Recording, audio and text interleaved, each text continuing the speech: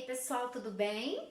Vamos lá para a nossa última aula de logística. Hoje nós vamos falar sobre estratégias, sobre planejamento da logística. É como se fosse a gente está fechando aí a nossa disciplina, ok? Alinhando a logística às demais estratégias da empresa, ok? Então nós vamos ver aí um pouquinho, né, das atividades logísticas que a gente já conversou aí ao longo da disciplina, transporte, gestão de estoque, armazenagem, né, processamento de pedido. Então nós vamos ver um pouquinho disso aí, mas como alinhar isso à estratégia das empresas. Bom, para a gente introduzir aqui, eu trouxe esse trecho do livro, né, do filme Alice no País das Maravilhas, onde ela encontra o gato e pergunta qual que é o caminho que ela deve seguir. E aí ele pergunta, para onde que você quer ir? E ela fala, não sei. E ele fala, então se você não sabe onde ir, qualquer caminho vai te levar para qualquer lugar, né? Então qualquer caminho serve. O que isso nos remete aqui? Quando eu trabalho a disciplina planejamento estratégico, a gente vê um pouquinho disso, né? Que é preciso a empresa ter um norte. Então, como que isso se aplica ao planejamento logístico? Toda empresa, ela tem, ou precisa ter, ou deveria ter, um planejamento estratégico. Nós já falamos lá, missão, visão, valores. Então, definir as suas estratégias macro, onde ela quer chegar, como ela quer ser vista. Então, com base nessa estratégia maior, a empresa, a área de logística, os gestores da área de logística, eles precisam definir as suas estratégias para que elas estejam alinhadas a essa estratégia maior. Então, em primeiro lugar, para a logística saber o que ela tem que fazer, a empresa precisa ter um objetivo. Ela precisa ter aí um ponto onde ela quer chegar. Senão a logística também, né? Tem que reduzir custo ou tem que melhorar o nível de atendimento ao cliente. Se a empresa não tiver o objetivo dela claro, para a logística isso também vai ficar muito difícil de ser desenhado, visto que a empresa não tem o objetivo dela. Então, como vocês devem se recordar lá de planejamento estratégico, quando a empresa desenha o seu planejamento, ele acontece em 3 níveis: no nível estratégico, no nível tático e no nível operacional.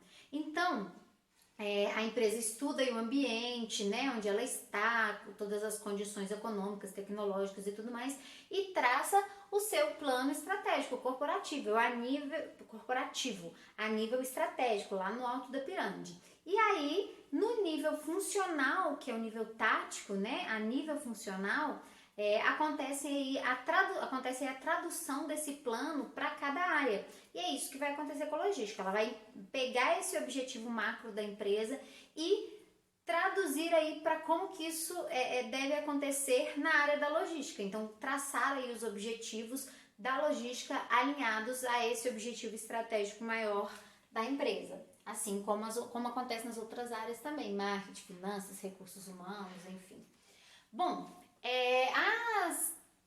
essas estratégias logísticas, elas normalmente têm 3 objetivos principais. Um dos 3, 2 desses 3, ok? Uma combinação entre eles, mas normalmente permeia aqui nesses 3 principais objetivos maiores dentro da área de logística: redução de custos, redução de capital ou melhoria de nível de serviço ao cliente. Vamos falar um pouquinho sobre cada um deles. O que é redução de custos? Então, uma empresa cujo planejamento estratégico maior diz respeito a enxugar os custos dela, isso vai se refletir na logística.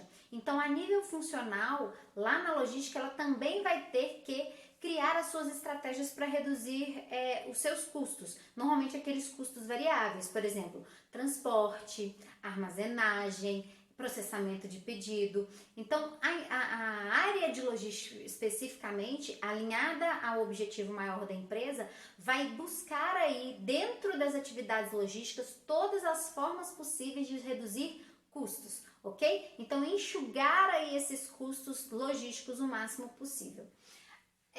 O segundo objetivo pode ser a redução de capital.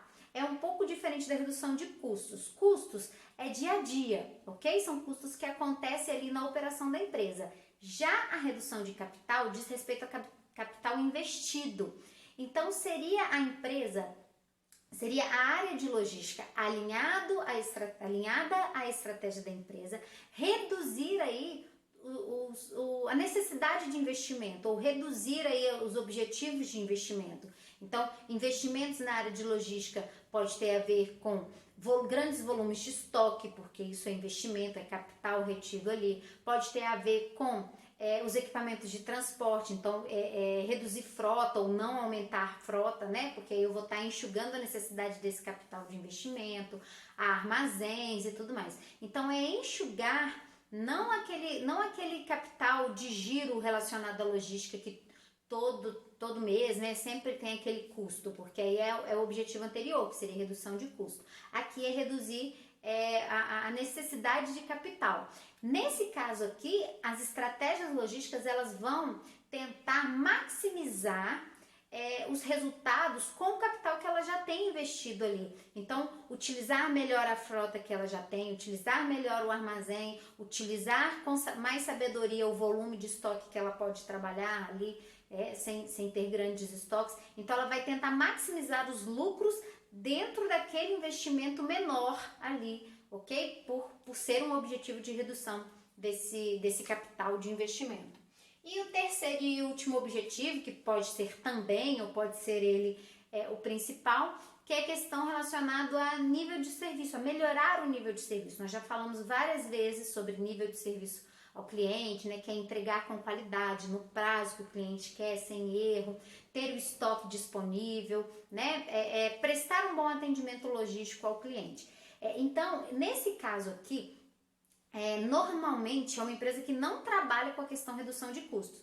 Quando uma empresa trabalha com melhoria de nível de serviço ao cliente, muito provavelmente ela vai aumentar os seus custos. Só que o lucro obtido com essa melhoria de nível de serviço ao cliente, ele pode ser superior ao aumento de custos, o que geraria um lucro maior para a empresa e pode passar a ser compensador, ok? Então a empresa pode sim não se preocupar com custos, assim, com reduzir custos, mas melhorar o nível de serviço ao cliente, vai aumentar o custo, mas considerar aí um nível de serviço ao cliente adequado, no qual ela vai ter uma maior margem de lucro, então vai compensar o aumento de custos. Então a empresa ela pode ter aí, dentro do planejamento estratégico a nível logístico, né, a nível funcional, a nível tático, ela pode ter aí um desses 3 objetivos ou a combinação de 2 aí desses objetivos, ok? Bom, o planejamento estratégico logístico, ele procura resolver problemas de 4 grandes áreas, ok? Onde normalmente aperta o calo, digamos, da logística e do planejamento logístico que deve ser feito ali. Então, quais são essas grandes áreas? Primeira, definição do nível adequado de serviço ao cliente. Como nós já conversamos, se ficar abaixo, ela pode perder venda para o concorrente, porque o concorrente oferece um nível de serviço melhor, ou se o nível ficar muito elevado, pode elevar demais o custo, ela ter que repassar isso ao consumidor e perder cliente. Então, a definição adequada desse nível de serviço ao cliente é uma grande área. Uma outra grande área é a questão de definição do local de armazenagem, né? Estratégia de localização, qual o número de armazéns que essa empresa vai ter, qual o local adequado desses estoques, qual ponto que vai atender qual cliente ali. Então, essa definição da localização estratégica, ela pode ter uma unidade só, mas ser um lugar estratégico para facilitar a movimentação, facilitar o atendimento ao cliente, essa é uma outra grande área de decisão. A outra área de decisão muito importante, que a gente já falou sobre ela, que impacta diretamente nos custos, né, é um dos maiores custos logísticos, que diz respeito às estratégias de transportes. Então, qual que é o número de transportes, né, de caminhões, enfim, ou outros modais que a minha empresa vai ter, como que eu vou trabalhar com essa carga, como que ela será transportada, em quais volumes, qual a quantidade de remessas que eu vou encaminhar desse produto, qual a roteirização adequada. Então, diz respeito a essas questões de transporte. E a quarta área diz respeito diz respeito à estocagem, o volume adequado de estoque. Nós já conversamos sobre isso quando a gente viu lá gestão de estoques, né? Qual o nível adequado de estoque para minha empresa trabalhar? Grandes estoques para não perder venda, mas aí eu vou ter capital retido, ou baixos estoques para eu não, né, ter um grande capital ali parado, mas ao mesmo tempo correndo o risco de perder alguma venda. Então, essa definição do estoque. Então, são as 4 grandes áreas de decisão aí das empresas com relação à estratégia logística. Bom, e aí para encerrar eu trouxe aqui 5 diretrizes que norteiam, que as empresas têm que se preocupar, que vai contribuir a empresa para uma correta definição da estratégia das estratégias a nível funcional aí, estratégias logísticas rumo à estratégia maior da empresa. Então são essas 5 diretrizes aqui. Primeiro delas é definição de custos. Nós já falamos um pouquinho, mas reforçando aqui, e ela vem, né, de uma forma especial como uma diretriz, que é o chamado trade-off.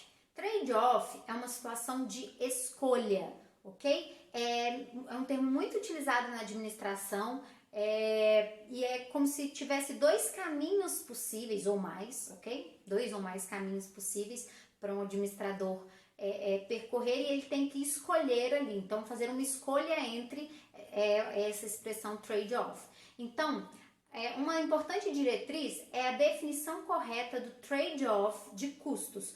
Por quê? Dentro da logística, a gente tem áreas conflitantes aí e que impactam nos custos. Então, ela tem que tomar decisões. Mais uma vez, a gente já viu isso ao longo da disciplina, só que a gente está vendo isso agora aplicado ao planejamento estratégico. Então, como um todo, a empresa precisa botar aí na ponta do lápis qual que é a melhor opção para ela de escolha, né, desse trade-off entre as diversas atividades logísticas, uma vez que uma impacta na outra. Por exemplo, a questão de lotes de produção, ok? Fazer grandes lotes, né, de produção ou fazer pequenos lotes de produção várias vezes, né? Quando eu trabalho com grandes lotes, normalmente eu vou ter um impacto aí positivo de gestão de atendimento ao cliente e tudo mais. Só que eu posso ter aí problemas com relação a estoque, ter grandes volumes de estoque, ter uma grande necessidade de armazenagem. Quando eu trabalho com lotes menores, e eu vou trabalhar provavelmente com aquela curva lá da dente de serra, né? Onde eu vou ter pequenas entradas um baixo volume de estoque várias vezes ali no mês, mas aí eu posso ter rupturas na produção, eu posso acabar tendo uma queda aí na produção, enfim. Se eu aumento muito meus estoques, eu diminuo o custo de perda de venda, mas eu aumento custos com armazenagem, eu aumento o meu custo de estoque, né? Se eu aumento o meu volume de estoque, eu melhoro o meu nível de serviço ao cliente, mas eu também vou ter aí altos custos de armazenagem e de estocagem, enfim.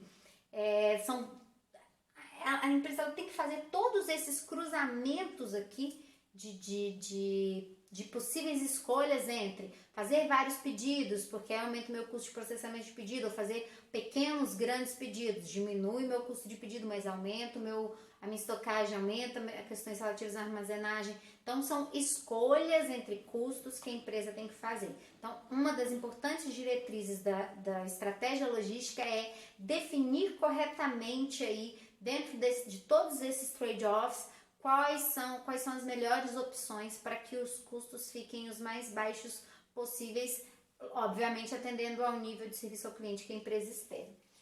A outra diretriz diz respeito à distribuição diferenciada ou estratégia mista. O que isso quer dizer? Lógico, eu vou dar um exemplo aqui que é um pouco mais radical. A Unilever, ela tem milhares de produtos de todo tipo, que a gente chama de portfólio de produtos gigantescos. Essa empresa ela não pode ter uma única estratégia de volume de estoque, de quantidade de pedidos, de local de armazenagem. Ela não pode ter uma única estratégia logística para todos os produtos, porque a demanda deles é diferente, as características deles é diferente, a necessidade de transporte, a demanda, enfim. Então, uma empresa que trabalha com mais de um produto, né, com uma gama maior de produtos, ela precisa ter estratégias mistas. Então, ela tem que, provavelmente, agrupar esses produtos com produtos com características muito semelhantes, demandas semelhantes, necessidades de armazenagem semelhante, enfim. Agrupar produtos aí com relação a essas características em grupos menores e criar aí sim uma estratégia para cada um desses produtos diferente, uma estratégia diferente, respeitando a característica de cada um desses produtos. Obviamente que tem empresas com portfólio muito menor, mas mesmo assim, se são produtos com características diferentes, é preciso ter uma estratégia mista, ok? Não somente uma estratégia aí com relação a todas as atividades logísticas para todos os produtos. Eu tenho que ter estratégias específicas para cada grupo de produtos ou para cada produto com características semelhantes ali, ok? Bom, a terceira questão, terceira diretriz é com relação ao adiamento. Sempre que possível, a empresa deve adiar o envio, a entrega ou a produção. Existem vários tipos de adiamento, para ficar mais claro para vocês.